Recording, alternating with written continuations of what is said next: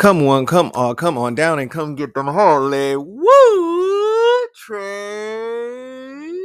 We are dog walking the market once again. I am excited. I am not trading again, but I'm looking at the markets a little bit more today. Albeit, of course, while on a meeting, but they don't have to know that.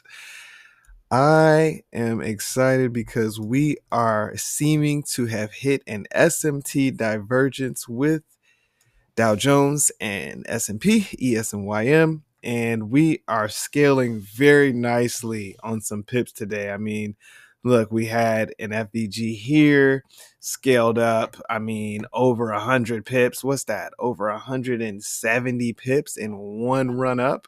That was amazing. I wish I would have been here and been available for this one. That would have been it for me for the day.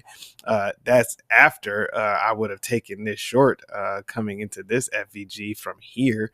As soon as we got this bearish close, I would have been happy to take short from these ranges as well and target here. It's just overall very good price action. They stopped me from posting because I've been posting a lot, apparently, over a course of how many hours, I don't know, but I have to do this because they won't let me post in the chat. Anybody who's been in the chat for this index, sorry about that. For this index, we already know why I've been marking this and been explaining all this out. We did have a Reaper today, as you see right here. Watch for Reaper. We do have a Reaper today, and you see what it does. The Reaper didn't even allow, it only allowed price to get to between this break displacement point and the Reaper.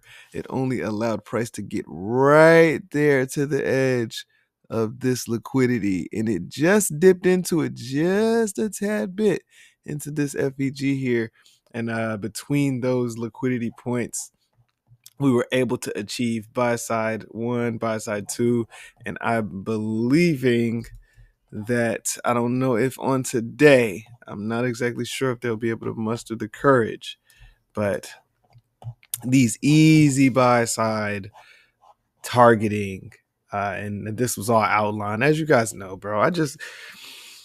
I don't really speculate on the market. I go by where the closes are, and I go by where the imbalances are, and that's just it. I don't when I put these targets on the chart, I don't think. I don't have any thoughts as to why I'm targeting that place. There's not a thought as to what if I'm wrong, what if it's not in a sense of wrong or right.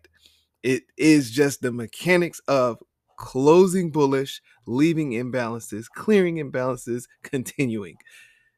Switch that the opposite direction, and we go the opposite direction. There's no you know, I just gotta, once the course is out and once the supporting documentations are out, this I'll just be able to send you that link and send you those documents over, just because I feel like between the CRTs and the ICTs and the blah blah and the this and that, everybody's just seems like there's so much confusion. And I even remember being and feeling confused when I was learning that stuff, to be able to come to this such a simple point that I'm at right now. I am grateful to share the information from those more complex standpoints into the more simplistic way that I see even the CRT and the FPGs and this and that. It just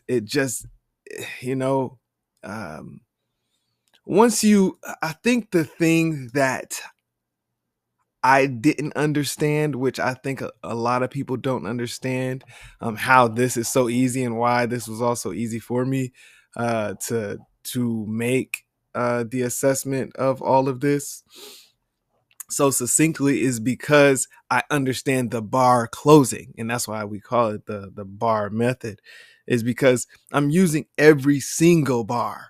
as a break and retest, as opposed to trying to understand the zone and trying to do this. I'm literally looking bar by bar, and I'm seeing where the imbalances are and where the closes are, and where which candle levels, like this right here, like this interaction in the Reaper, this candle got closed over, but there has to be a break and a retest, usually, of if there's this bar got closed over, this bar got closed, it left this imbalance, so it'll clear that. Most often it will clear an imbalance unless there's just a lot of orders like this.